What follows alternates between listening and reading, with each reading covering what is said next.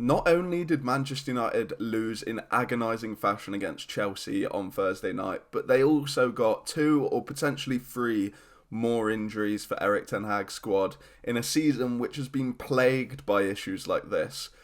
But what are the actual reasons why? There are some fans who are blaming one thing, some who are blaming another. I think there's a fair few things to consider, but also one important aspect that I don't think enough people are considering. Now look, we've had over 50 different cases of illness or injury at Manchester United this season. Players like Lisandro Martinez, Luke Shaw, Casemiro have had reoccurring injuries. Casemiro could be out again after Eric Ten Hag kind of admitted that he was forced to bring him off against Chelsea. Almost every player in the United squad has been injured at one point or another, and the handful who haven't, we saw on Thursday that Diego Dallo looked a little bit shot, and you can't really be too surprised when he's been playing every single week because we've got no left backs and Wan-Bissaka's also been out for a period of time. So there's a lot to get through. We're going to try and go through the different aspects of why this is happening, but also look a little bit more in detail at that one which people aren't really recognising. So first of all, I think there's 3 big reasons for this injury crisis. The first of all can be the training and the way of play from Eric Ten Hag's side. I think that Chelsea game was a perfect example. We can speak about every game United have almost played this season. Basketball, tennis, that way. The way that United are playing is so physically demanding that it's not too surprising that these players are kind of picking up injuries. That Chelsea game, how many transitions were there where United were sprinting forward and then sprinting backwards just constantly throughout the game? And obviously we don't know enough about training, but with reports and even quotes from players who are saying it in a complimentary way, but all we know is that the training is intense at United. Mitchell van der Gaag, the assistant manager at United, has explained this previously. Speaking to Voteball International in 2022, he explained, I believe a lot in training work. I'm not saying what I do is better or worse, but I believe that more training work will make you a better player. If you are physically strong, you will have more focus and sharpness. And there's multiple other reports speaking about the kind of intense training sessions that United have. I think those two going together is one big reason behind this injury crisis. And it's linked to what I'll be speaking to in a little bit. But United just can't afford to kind of... You see players at City and Arsenal where they're really pressing intensely. It's quite often because they are able to hold onto the ball, kind of get energy, get rest in possession of the ball. Arsenal especially, if you look at them in possession, a lot of the time you almost see a lot of their players walking in possession. Obviously there's a lot of rotations and small kind of jogs, sprints, but for the most part, in possession of the ball, a lot of Arsenal players are conserving energy, whereas when United have the ball, it's the complete opposite. So second of all, apart from that, is also the kind of recovery process that United players go through and linking that to squad depth, because I think they both come hand in hand. We've seen multiple times this season a player come off injured in one game, return for the next game or the game after, and then come off injured again. Luke Shaw has done it. Casemiro last game supposedly has done it. And I believe Rafael Varane at one point or another has also done it. There's a few examples of that. And also and you can link that to potentially the players coming back too soon. Maybe the kind of medical department hasn't noticed an injury. That was a point in a report about Casemiro before the international break that United's medical team didn't pick up an injury for him, which is why he kind of ruled himself out of the Brazil squad. So there's these different factors for that, but I think also you've got to look at United's squad depth in certain situations, because would Luke Shaw have been rushed back for that Aston Villa game, I believe it was, if Tyrell Malacia was fit? I probably don't think he would have. And then you also look at Lisandro Martinez. Obviously he didn't do it in-game, but he looked quite uncomfortable. He didn't look fit when he came on against it wasn't Chelsea, who was at Brentford. When he came on against Brentford, he didn't look physically fit. But also, United probably weren't expecting another defender to come off injured and like kind of force Ten Hag's hand to bring Martinez on. It's kind of a mix of both, I think. But there is an issue there of United bringing players back too soon, and maybe they'd be able to let them kind of recover a little bit more and then get into match fitness if there was better squad depth. But you need Lisandro Martinez to come back as soon as possible because he's very important to United's build-up. But you need Luke Shaw to try and come back because you don't have your backup because he's also injured. And the potential right back, who could have maybe moved over to left back, was also injured. So that it's limited options there. So I think that point of concern is... It's got different angles to it because you can't completely blame Ten Hag, but you can't completely blame the kind of structure behind it and the club doctors or the fitness staff or whatever, because we don't have enough information as well. And finally, before we get on to the main one, I think you've also just got to consider that the players might not be fit enough. Obviously, I think it is fair to say that United are playing a very intense style of play, and the transition heavy stuff is very intense.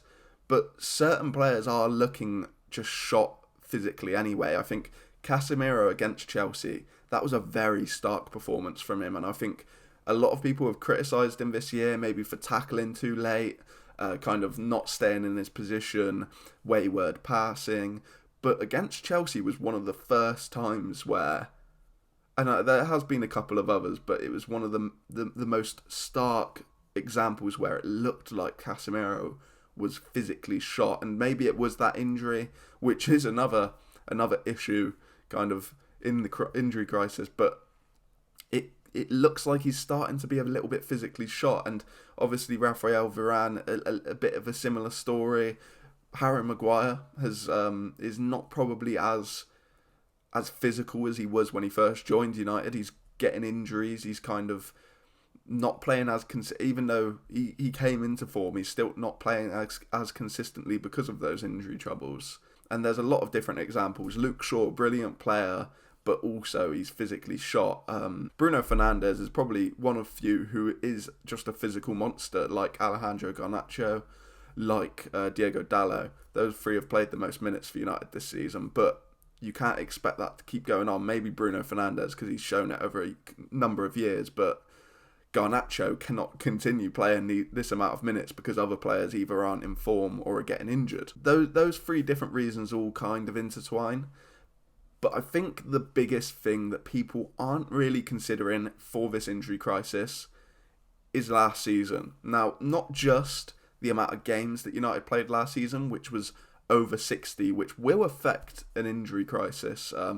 We've seen it a lot with Liverpool in the past when they were going for that quadruple. The following season, it was injuries galore for Jurgen Klopp. But I think more importantly, it is about the change of style.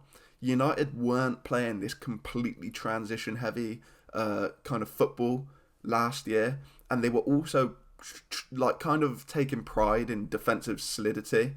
And you saw that United might have kind of not sat up in a low block, but they were defending their box quite deeply at times, and it wasn't just complete gung-ho trying to press loads and failing and going like that, like ping pong, tennis, basketball, take your pick. But not doing that in the first season. If Ten Hag did want to move away from that kind of more defensive approach, which he has done, and he's trying to implement a press which isn't working completely well, and United are now playing very heavily transition football.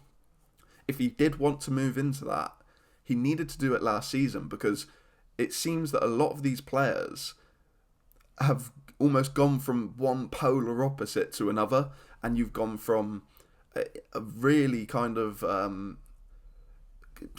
don't want to say defensive, but it's more defensive than what we're playing right now, and also not as focused on transitions as much. There was still obviously some focus, and we were quite good in transitions, but there was nowhere near as much of a focus as this season.